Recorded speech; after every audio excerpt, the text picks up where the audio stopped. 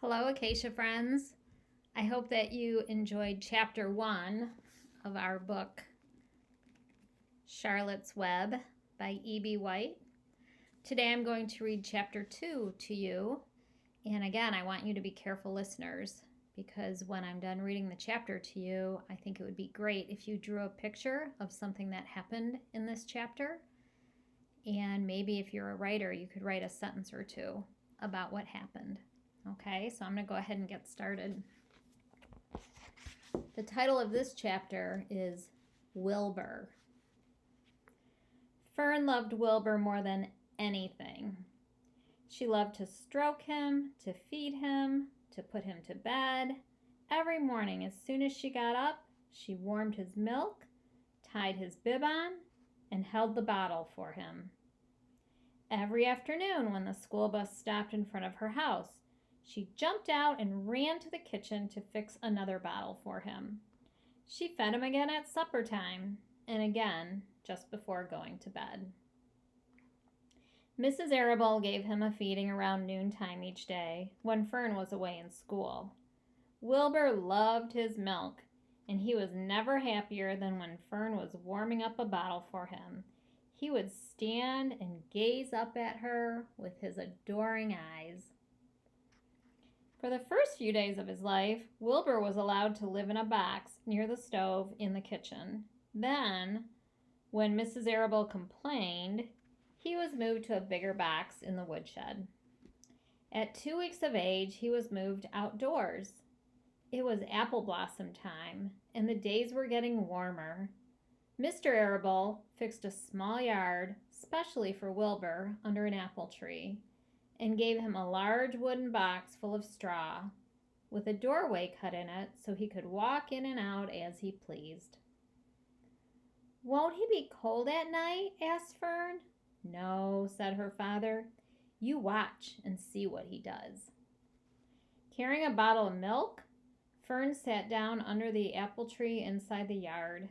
Wilbur ran to her, and she held the bottle for him while he sucked.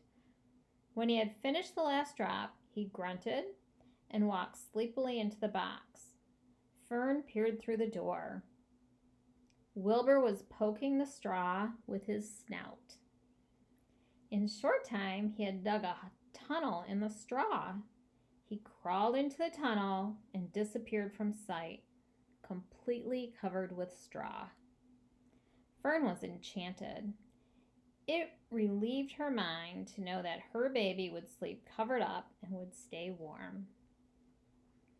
Every morning after breakfast, Wilbur walked out to the road with Fern and waited with her till the bus came. She would wave goodbye to him, and he would stand and watch the bus until it vanished around a turn. While Fern was in school, Wilbur was shut up inside his yard. But as soon as she got home, in the afternoon, she would take him out and he would follow her around the place. If she went into the house, Wilbur went too. If she went upstairs, Wilbur would wait at the bottom step until she came down again. If she took her doll for a walk in the doll carriage, Wilbur followed along. Sometimes on those journeys, Wilbur would get tired, and Fern would pick him up and put him in the carriage alongside the doll. He liked this, and if he was very tired, he would close his eyes and go to sleep under the doll's blanket. He looked cute when his eyes were closed because his lashes were so long. The doll would close her eyes too, and Fern would wheel the carriage very slowly and smoothly so as not to wake her infants. One warm afternoon, Fern and Avery put on bathing suits and went down to the brook for a swim. Wilbur tagged along at Fern's heels. When she waded into the brook, Wilbur waded in with her. He found the water quite cool, too cold for his liking.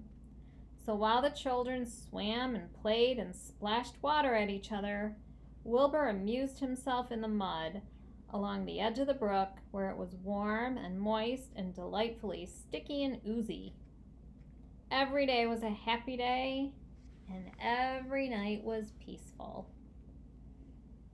Wilbur was what farmers call a spring pig, which simply means that he was born in springtime. When he was 5 weeks old, Mr. Arable said he was now big enough to sell and would have to be sold. Fern broke down and wept, but her father was firm about it.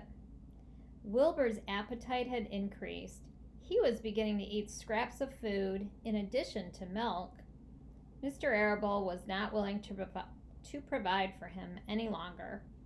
He had already sold Wilbur's 10 brothers and sisters.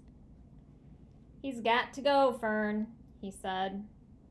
"You have had your fun raising a baby pig, but Wilbur is not a baby any longer, and he has got to be sold." "Call up the Zuckermans," suggested Mrs. Arable to Fern.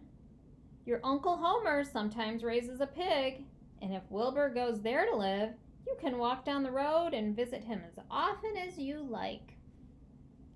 "How much money should I ask for?" Fern wanted to know.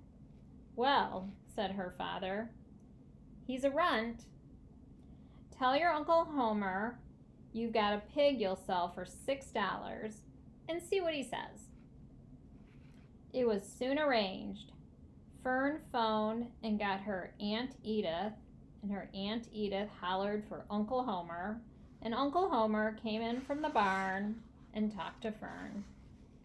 When he heard that the price was only $6, he said he would buy the pig. Next day, Wilbur was taken from his home under the apple tree, and he went to live in a manure pile in the cellar of Zuckerman's barn. That's it for today. That's the end of chapter 2. So the next time I see you, I will read chapter 3 to you. See you next time. Bye.